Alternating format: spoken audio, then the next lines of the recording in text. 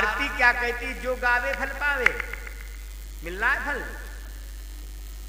बोले हम तो चाहते रोज फल हैं और फल हमारा बेकार हो जाता है, फल ही नहीं मिल रहा है। क्योंकि आरती कहती नहीं है जो गावे फल पावे। आरती क्या कहती है? जो ध्यावे। तू तो ताली बजा रही है भाई, ना बजाई? तेरी छोरी ना बजाई ताली। आप समझो हम कितना गलतियां करते हैं। आरती कह रही जो ध्यावे फल पावे, और आप क्या कहते हैं? आरती गा दो। आरती अगर गाई जाएगी तो फल नहीं मिलेगा, आरती ध्याई जाएगी। हमारे यहाँ आरती का विधान या अनुष्ठानों की आरती तो ऐसे होती है, यहाँ की आरती ऐसे होती है। उस आरती का दूसरा महत्व है, वो बताएंगे आपको।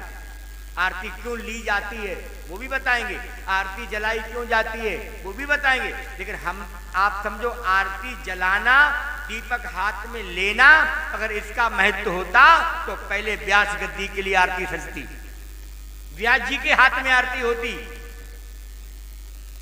आरती कहती है जो ध्यावे। ध्याने में कोई दीपक तो नहीं आया, ध्याने में किसी ज्योति का तो महत्व नहीं है। ध्यावे, किसको ध्यावे?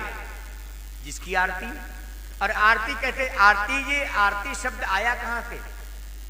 आरती शब्द आया सबसे पहले, अगर हमारे संसार में विश्व में किसी ने आर्तवाणी सुनी है तो किसकी सुनी?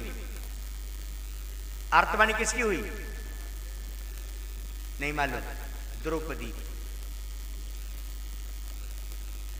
आरती का अर्थ है आर्तवाणी।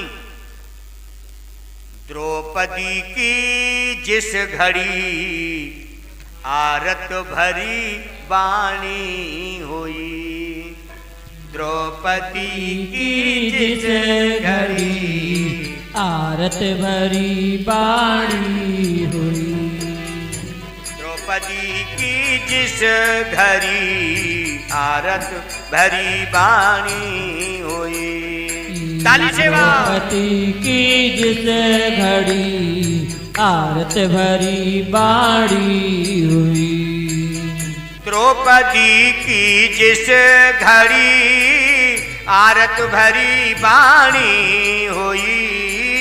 द्रौपदी की जिस घड़ी आरत भरी वाणी हुई। और दीन बंधु दीनानाथ मम चीर की हानि हुई। दीन बंधु दीनानाथ वाणी हुई।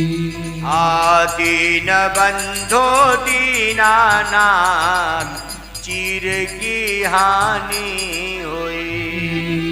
दीन बंधु दीनानाथ दीन की हानि हुई। द्रौपदी की जिस घड़ी आरत भरी वाणी हुई। द्रौपदी की जिस घड़ी आरत भरी वाणी हुई। आरत भरी वाणी हुई। आरत भरी वाणी हुई। द्रौपदी जब भगवान को पुकारा तो कैसे पुकारा? ऐसे नहीं पुकारा, रो के पुकारा। आरती का अर्थ है आर्तवाणी। आर्तवाणी का अर्थ है आंखों में अश्रु होने चाहिए। अश्रु भी दो प्रकार के होते हैं, एक दुख के, एक सुख के।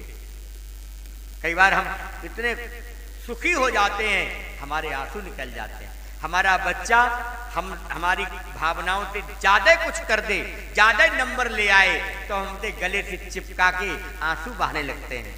बहुत दिन से न मिला हो तो हमारे उसके प्रेम में आंसू निकलने लगते हैं।